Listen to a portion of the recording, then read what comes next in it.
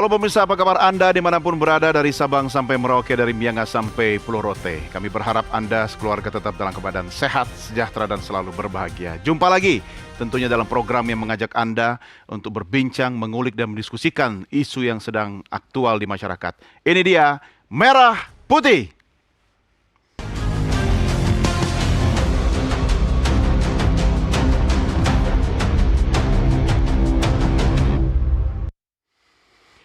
Di balik lampu ibu kota yang tak pernah benar-benar padam, ada kisah kecil yang raib dari pangkuan. Nama Alvaro mengajak kita untuk merenung betapa rapuhnya bila lalai menjaga buah hati. Malam ini, saya Doni De Keizer mengajak kita semua untuk menapaki jejak yang samar, menguak tanda, mencari isyarat, menafsir tiap alur yang berputar. Bara konflik orang tua renggut nyawa Alvaro, darurat perlindungan anak. Merah Putih malam ini mengajak Anda untuk berbincang, berdiskusi, dan Anda bisa menyaksikan selain melalui layar Nusantara TV, simak juga program kami live streaming di channel YouTube official Nusantara TV. Jangan lupa like, share, subscribe, dan silahkan kalau ada pertanyaan atau komentar, tuliskan di kolom chat atau komen. Saya perkenalkan tamu istimewa, narasumber yang menjadi panelis dalam diskusi spesial kita malam ini. Sudah hadir di studio Wakil Ketua KPAI Jasra Putra. Pak Jasra, apa kabar? Alhamdulillah sehat, Mas. Sehat, Pak. Alhamdulillah. Terima kasih bersama kami. Saya dengar Anda setiap hari mendapat laporan tentang kasus anak ya. Berapa per hari, Pak? Ya lebih kurang 15 kasus lah. 15 kasus ya? 15 kasus. Itu yang terlapor ya? Ya yang terlapor. Prediksi Anda yang tidak dilaporkan banyak? Ya bisa lebih 10 atau 20 kali itu. Gitu. Wow, mudah-mudahan ini bukan cuma soal statistik ya. Ini perhatian kita semua. Kemudian di sebelah kanan sudah hadir juga pakar psikologi forensik Reza Indragiri. Mas Reza, apa kabar? Alhamdulillah, Mas. Sehat ya? Alhamdulillah sehat. Saya sebenarnya senang ketemu Mas Reza. Tapi setiap kita ketemu, yang kita bahas selalu kasus yang bikin pusing. Ya, sampai ada orang yang nyinyir mengatakan saya itu periuk nasinya terisi ketika orang kehilangan nyawa. Kan tidak enak bunyinya itu. Iya, iya. Tapi kita perlu Anda. Ya, dan saya akan minta pendapat dari kepakaran Anda terkait dengan topik diskusi kita malam ini. Sudah hadir juga psikolog anak Mira Amir. Mbak Mira, apa kabar? Baik, alhamdulillah Sehat? Mas Doni. Sehat tentunya. Terima kasih sudah bersama kami. Dan nanti kita juga akan berbincang dengan Kanit Resmob Polres Metro Jakarta Selatan, AKP Bima Sakti, yang mudah-mudahan sebentar lagi bisa segera bergabung melalui sambungan Zoom. Segera kita mulai diskusi dengan menyaksikan tayangan yang berikut ini.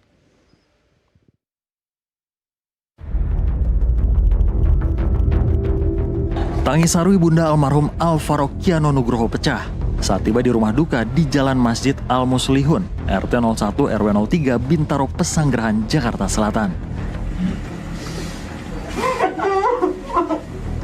Tak banyak berkata, raut kesedihan dari ibunda Alvaro bernama Arumi ini masih terlihat lantaran melihat kondisi sang anak yang telah lama hilang, kini hanya tinggal nama. Yang ironisnya sang buah hati tewas di tangan ayah tirinya sendiri. Sebelumnya terima kasih untuk Polsek Pesanggerahan,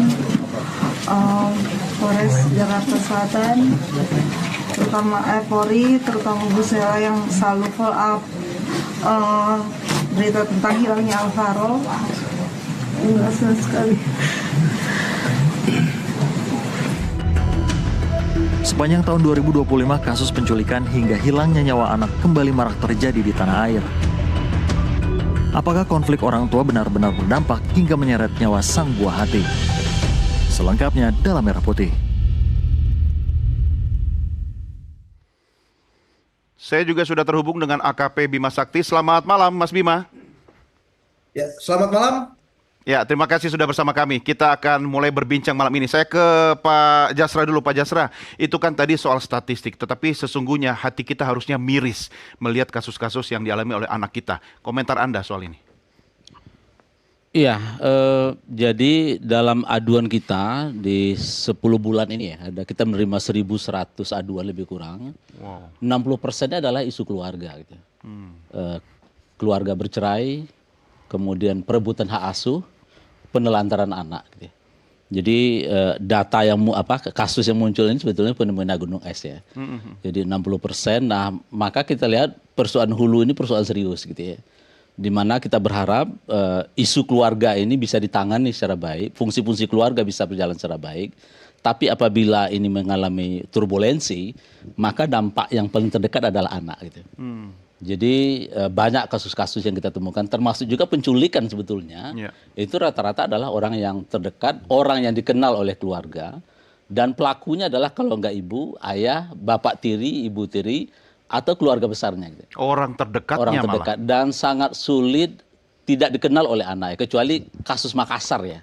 Itu Oke. pun dikenalnya kan melalui anaknya juga gitu ya. Jadi pasti orang-orang terdekat yang dikenal gitu. Ya, Mas Bima, ini soal darurat kekerasan anak ya. Saya ingin minta pendapat Anda, apakah aparat kepolisian kita bisa benar-benar melakukan upaya preventif sehingga tidak hanya sekedar kita menghitung kasus demi kasus setiap hari yang harus ditangani oleh pihak kepolisian. Catatan Anda?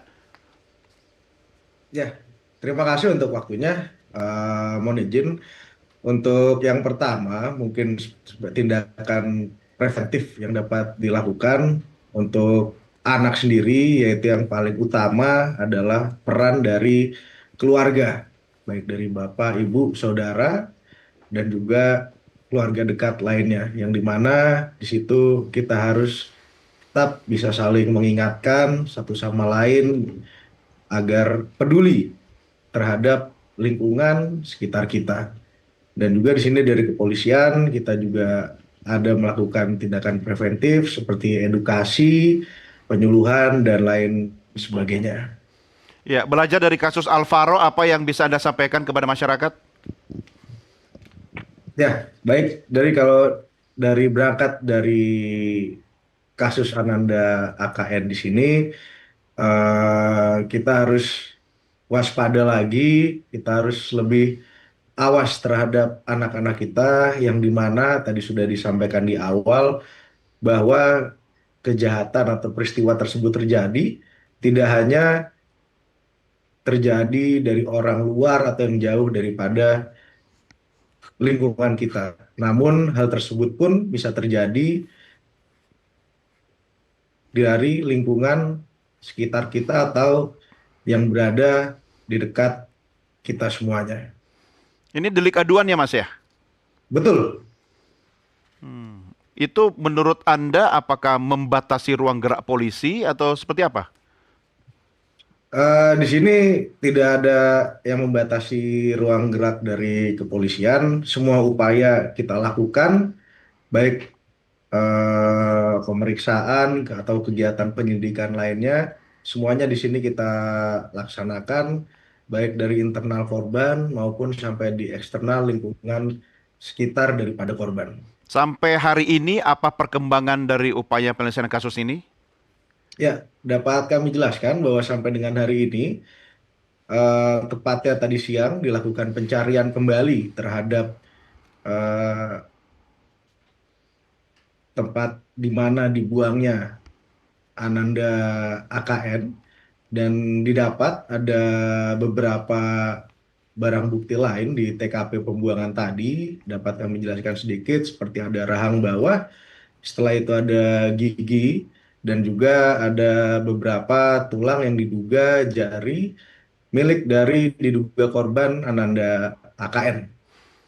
Ya, dari temuan di lapangan, apakah Anda bisa memberikan gambaran, saya bingung memilih kata-kata yang tepat, bagaimana peristiwa sehingga korban harus kehilangan nyawa? Ya, kalau terkait hal tersebut, bagaimana korban bisa sampai kehilangan nyawa, yang di sini kami mendapatkan fakta hasil penyidikan, yang dimana ayah tiri korban ini tersangka memiliki motivasi awal karena adanya permasalahan dengan istrinya, yang dimana di sini ayah tiri merasa sakit hati sehingga merasa dendam dan juga ingin membalas dari perbuatan istrinya tersebut, sehingga berimbas kepada Ananda AKN tadi. Ya, Mas Dan Bima, juga saya ingin mengonfirmasi bagaimana cara atau akhirnya ditemukan penyebab AKM ini meninggal dunia.